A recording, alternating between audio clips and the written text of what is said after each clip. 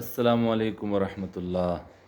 د منځ متعلق یو پیغام مې تاسو ټولو ملګرو سره شریک کوم. بعضې خلک ډېر زر زر منځ کې د هغو عادت یې تیز تیز منځ کول. حالانکې تیز منځ خو نه دی په کار، ځکه چې په مانځه کې د ټولو نه ګران کار اودس کول دي، مسجد ته راتلل دي. یو سړی اودس وکړي، مسجد ته راشي، نو که یو منټ دوه دی په مانځه باندې زیات ولګي نو څه د نقصان خبره خو نه ده، منځ به یې ښکلی شي. خو کم کسان چې تیز تیز منځ کوي هغه بیا هم په رکوع کې لږ ساعت ایساریږي، په سجده کې لږ ساعت ایساریږي، ځکه علماء کرام ورته په رکوع کې ذکر یاد کړی دی، سبحان ربی العظیم، د هغې په ویلو لږ ټیم اخلي، او په سجده کې سبحان ربی الاعلی کم از کم 3 پیرې وایي نو لږ ټیم پې اخلي. خو دوه عملونه داسې دي چې دا کم خلک تیز تیز منځ کوي د هغې سره ډېر زیاتی کوي او د هغې د لاسه مونځ ته نقصان رسي او مونځ یې پرې خرابېږي. هغې ته قومه او جلسه وایي، یعنی د رکوع نه چې سړی ودرېږي دې ته قومه وایي،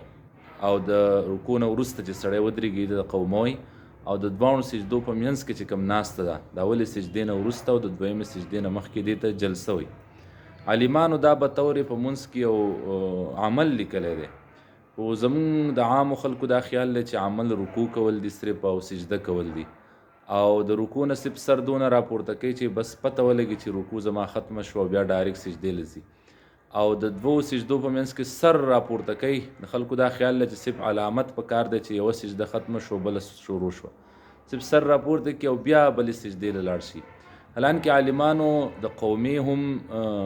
مقدار ښودلی دی چې دومره مقدار کې د رکوع نه وروسته نیغ ودرېدل دا واجب دي، او که یو سړی ونه درېږي نو مونځ به یې خراب شي، او د دوو سجدو په منځ کې یو مخصوص مقدار دی چې دومره مقدار کېناستل دا واجب دي. او زمونږ نبی دا فرمایلی دی صلی الله علیه وسلم، په ابو داود شریف کې دا حدیث دی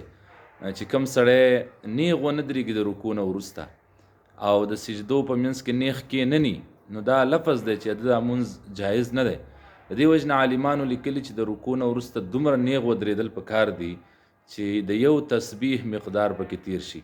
یعنی یو پیر پکې سبحان الله سړی ویلی شي، دومره ودرېدل خو ضروري دي، او د دوو سجدو په منځ کې دومره نیغ کېناستل پکار دي، یعنی سړی نیغ کیني او دومره ټیم تیر شي چې یو تسبیح پکې سړی ویلی شي، نو دومره مقدار خو ضروري دی کېناستل. او سنت عمل به کې بیا ښولی دی چې دومره ودرېدل د رکوع نه وروسته چې تسبیح په مقدار ودرېږي او بیا دومره ډېر ساعت ولاړي چې ثابت اندامونه خپل ځای لاړ شي، یعنی رکوع ته په کږېدو کې چې کوم جوړونه هغه حرکت کې راغلو نو دومره نیغ ودرېږي چې هغه جوړونه واپس خپل ځای له راشي، او د دوو سجدو په منځ کې دومره کېناستل پکار دی چې ټول جوړونه خپل ځای له راشي.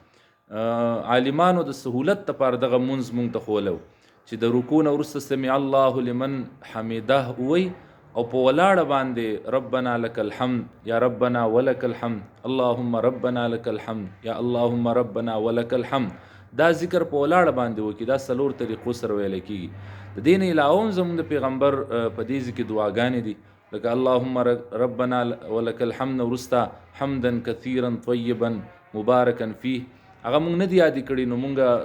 زر زر مونځ ځکه کوو. نو واجب مقدار خو ضروري دی، او اخوا ډیر ودرېدل پکار دی، سړی ځان له سنت کې یا نفل کوي. زمونږ نبي خو به په دې منځونو کې دومره ډیر د رکوع نه وروسته ودرېدو وایي چې څومره ساعت به یې په رکوع باندې واغسته، دومره ساعت به د رکوع نه وروسته ولاړو. او د دوو سجدو په منځ کې هم زمونږ د نبي ډېر شی دعاګانې دي، خو مونږ ته یاد نه دي،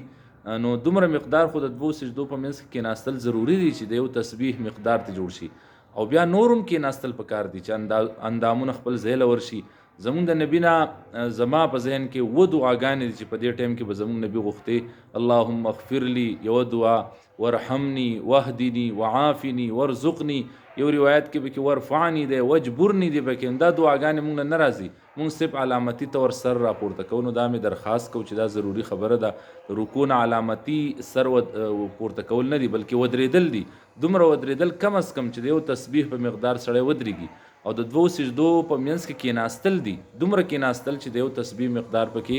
هغه سړی تیر کی، او بیا د سنت پکې اهتمام پکار دی، په قلاره باندې مونځ کول پکار دي. او زمونږ نبی دا فرمایلی چې بدترین غلا هغه سړی دی چې د مانځه نه غلا کوي، علماو دا تشریح کړي چې د مونځ نه غلا دا ده چې رکوع سجده ښکلې نه ادا کوي او د رکوع نه وروسته صحیح ودرېږي نه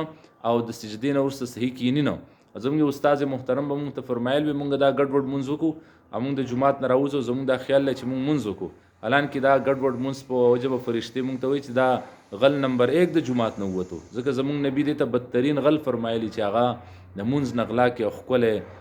مونځ نه کوي او بل به روان نو زموږ استاجي به وي فرشتې به وایي چې دا غل نمبر 2 دی دا غل نمبر 3 دی. نو دا درخواست مې کوو چې